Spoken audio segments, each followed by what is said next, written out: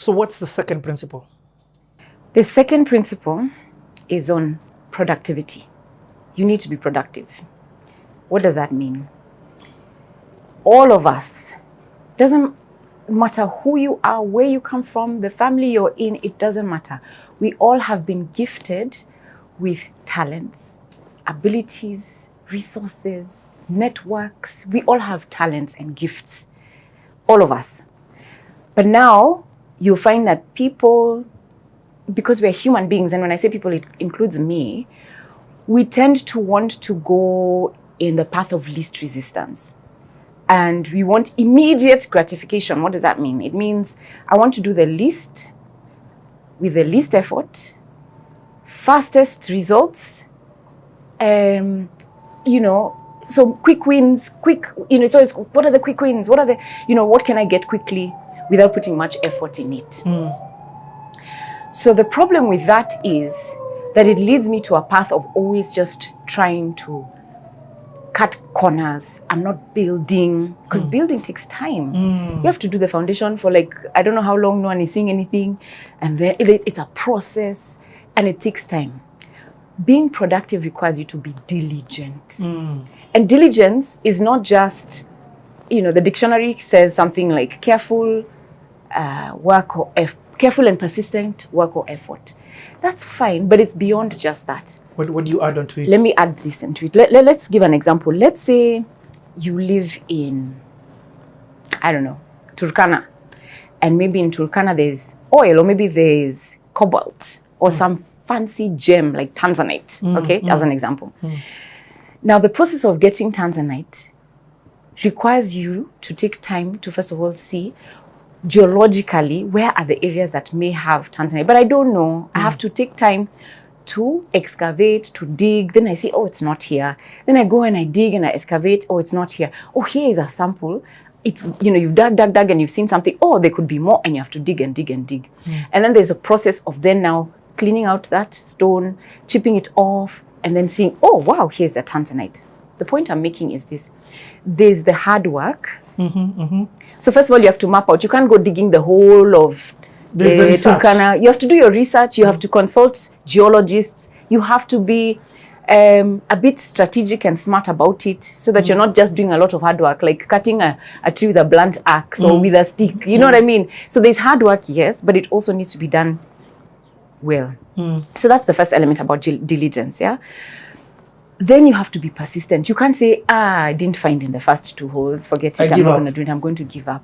You have to continue persistently seeking, trying to find out, how can I get more smart about this? What resource do I need? What tool do I need? Who do I need to bring into this so that I make it work?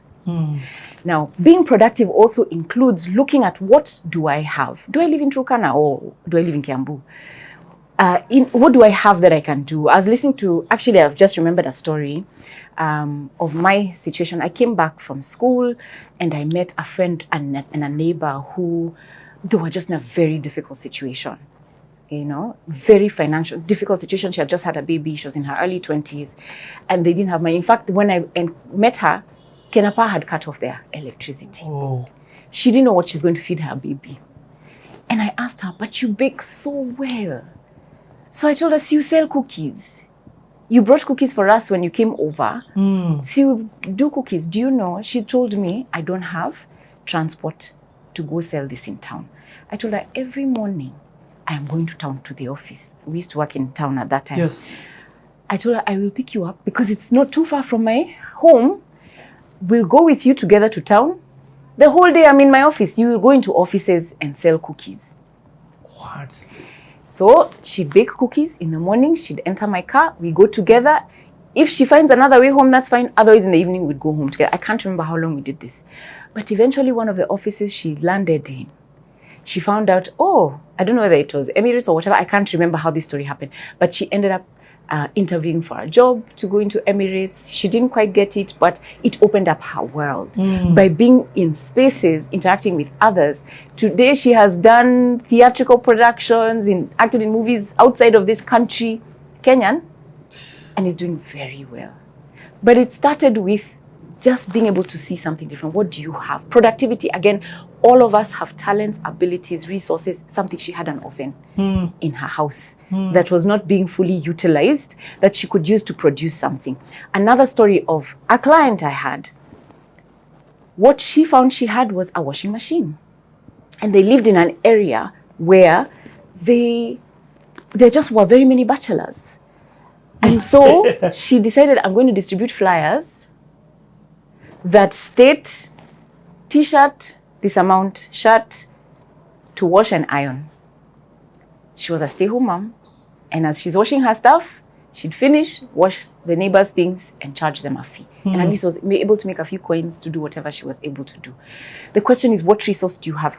Or what do you have to be able to do something with it? We are all of us, whether you're a stay-home mother, Richie, whether you lost your job yesterday, ask yourself, what do I have? Is it an idea? Is it talents are not meant to be hidden. You remember what that guy was called? Wicked servant for hiding. Talents are meant to be traded to generate an income.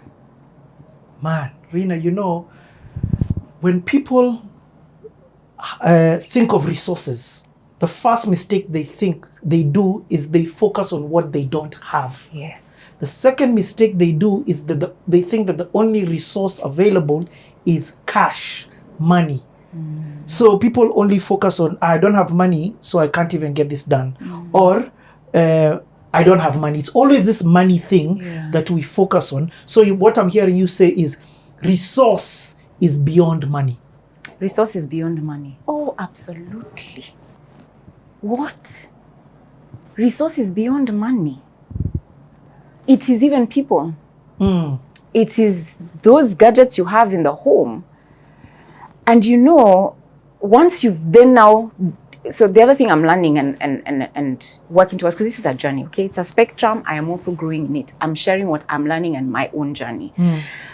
Is the fact that when you do then find that thing, that resource, and you're able to then produce something, whether that production is a service or a product, you can't just sit with it. You can't make money by sitting with it, Richie. You make money by having a lot of it, so generating more. So if you're selling cookies, if you sell 5, you will not be wealthy. I have to be able to scale. Yeah, I need to have more of it, but not just more of it, because if I have a lot of it and it just sits in my house, what happens? I have a lot of money tied into these cookies, right? I have a lot of money tied into inventory. What I need to do is find ways to sell, whether it is coming on social media, whether it is going to my neighbors with a pamphlet or a flyer. I have to find ways to let people know that I have this thing. And then I sell and find many people to buy. And it will get to the stage where I can't even do this alone. I need to hire someone else to come and help me more, and produce more, and have to hire other people to help me sell more. So productivity. Produce. You have to produce with what you have. So that's the second principle. But within production is also diligence.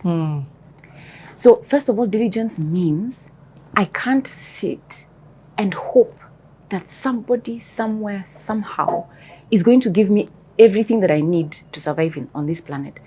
When I was in my 20s, I used to believe that, imagine I'll be fine. Let me live today for today. And somehow somebody will come and sort me out. I'll hear of an uncle, a great uncle who lived and left wealth for me. But I had to wake up and realize time is going. Number 2, there's no one coming to rescue me. So I have to wake up to the reality that time is my superpower as a 20-year-old, and I need to use that opportunity to grow my wealth. The other thing that we must be able to do with diligence is be like, by the way, this thing of shortcuts and entrepreneurism will not get me there. It might be there short term, but then there's all other stuff there. There's other principles there that have issues with not doing things the right way. So even as I am being diligent, I'm also making sure that I use the right routes to get to wealth creation. Because it comes back to bite you at the end of the day. It comes back to your first principle of ownership. Exactly. The owner is going to ask you about how you multiplied these goods, products, how you multiplied what he gave you. So you're telling me if you tell the owner that he's not just interested in the multiplication, it's also in the method in which you multiplied what he gave you. Yeah. Okay. Whew. What's the third principle? Principle number 3